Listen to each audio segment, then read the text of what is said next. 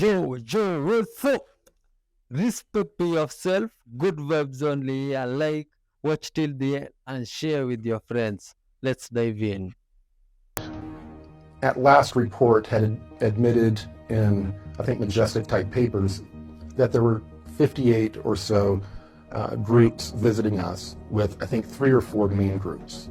The Ebens, which are a group that are peaceful and don't really meddle too much.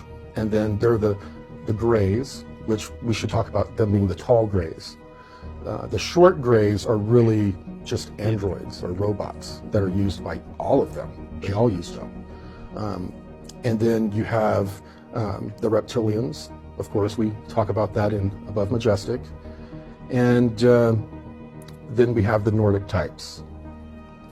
The Nordic types have told us that they're from all different types of star systems, and there is more than one Nordic type. But what we found out recently is that one of these groups, at least, is us from the future. And there are other groups like this Nordic group. There is an African-looking group. There is a Polynesian-looking group. I think we're going to find very few of these extraterrestrials are Caucasian or blonde hair, blue-eyed, like a lot of people depict. Many of our cosmic cousins from the local 52 star cluster are people of color. And when we get to a point to our cosmic cousins actually visiting and integrating with us, we are going to be forced to deal with some of our petty racist programming here on our planet. We'll have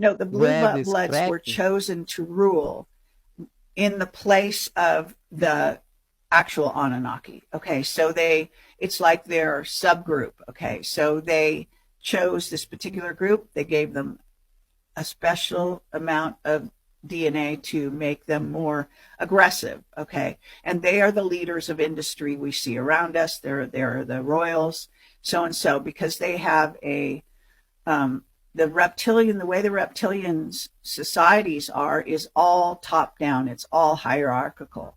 Okay, so that's how the royals and who were left to rule, and that's why they wear crowns. You know why they wear a crown? Because it's supposed to show you that they have an activated crown chakra. I have a whole presentation I do on this. What? Okay, and I don't have my slides right here, but I can show you all of the imagery and in the temples and Oh my God! What is that? Hey, what is that? Do you see that, guys? Southern Illinois. What is it? Hey, is that an alien? Some ghost or alien. Is that a helicopter? Why is it? Whoa. What is going on? Are you kidding me? Some UFO.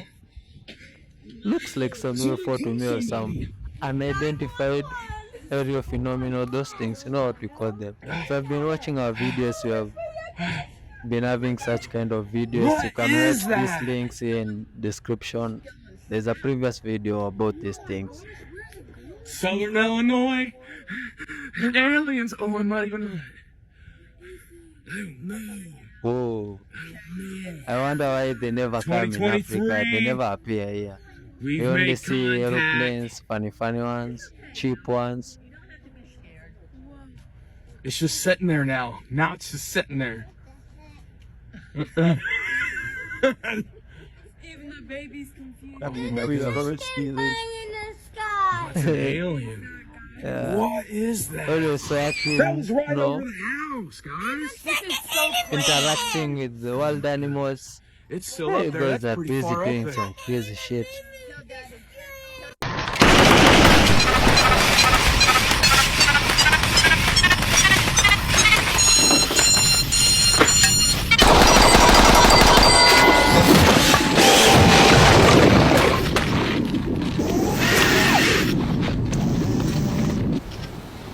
What?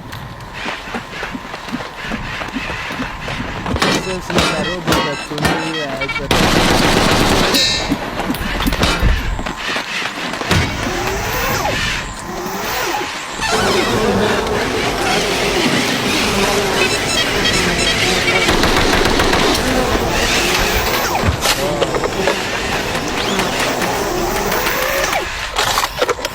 this is how they train the robots for what do we call them? If you have any idea, you can say about the comment section. All generated robots or robots, something. What do we call them? I'm also not familiar so much with this thing.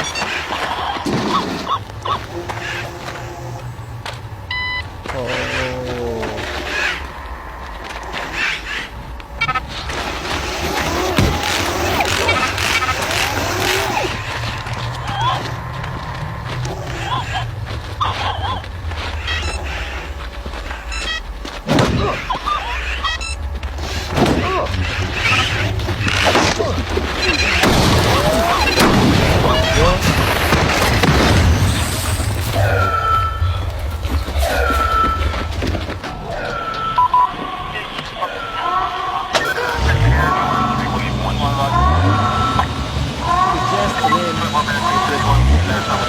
Started taking this, and I seen stuff this morning for sure. 150 million%. I had to call my mom, and I said, "You're not gonna believe this, but it worked." Because my mom was like, "Parasite cleanses." Even the last time I did it, even though I lost a bunch of weight afterwards, she was like, "Oh yeah, I doubt everyone has parasites, blah blah blah." Yeah, no, we do. The Amish do parasite cleanses twice a year. It's just part of their lifestyle. They never miss a beat with it. That's just what they do. The more you investigate, the more you will find out that not just Amish people, but tons of other countries and cultures deworm regularly as well. In my culture, there is a parasitic cleanse done every 3 to 6 months religiously. And this is not only done for adults, it's also done for children. Once the child reaches 2 years of age, the parasitic cleanses begin. And for a child, until they reach the age of 10, it is only done once a year. And I told her, I said, can you believe it that the Americans, where I live in my country, that some people have never done it. And she went so crazy on the phone that she had to tell her whole family, and they were all just like, oh my God, what? We're crazy. What? This is unheard of not to do parasitic cleanses. It is unbelievable the parasites that are coming out of our kids in countries that don't deworm regularly. These are photos that we are getting from children having liver flukes and parasites. Here's another mom that talks about her child who only drinks breast milk and eats pureed foods and yogurt. What are these? Another mom whose child passed a liver fluke. And here this mom sends this picture. Her daughter's diaper was full of these parasites. Other cultures, other countries deworm regularly for a reason. Look up all the illnesses that parasites are linked to. Your mind will be blown. Law of fashion. In the year of 2020, he disappeared and he was never seen again. Still to this day in 2023, he vanished. But come to find out, he was actually missing. And he's been missing since the year 2020. Did you hear about the Balenciaga missing person? No. This model for Balenciaga, his name is Christopher G. And he posed on so many different ads for Balenciaga, different shoots, everything. But he went missing. Until this lady came out with this video. Here it is, of a mannequin. Okay, people, tell me something. This boy look like somebody dead and bomb. This mannequin is him. This mannequin looks a little bit too realistic. I mean, a lot of people was digging deep into their mannequins, Balenciaga mannequins, and then they noticed something very, very strange. If you look at regular mannequins compared to their mannequins, it's completely terrifying. Whoa. What? These things look like real people. No, you cannot tell me that they mannequins don't look real. People believe that this guy who vanished was waxed. Look at the features. Scary, like. Look at the fucking hands, bro. You see the indent in it? It almost seems like you can see the vein or some crazy. Like, that's crazy. His hands is as real as mine. All people believe that this guy was a sacrifice. They don't do that to mannequins so detailed like that. Where they do that at? I'm not allowed to touch, but he said, do not touch, because I really wanted to touch now, you know? Right. Look how detailed this is. Tell me this doesn't look real. And nothing on this mannequin looks like it's a plastic or it's wax. This guy was fully powdered, like the face was full powder. You can use your nail and scratch it off. Wait.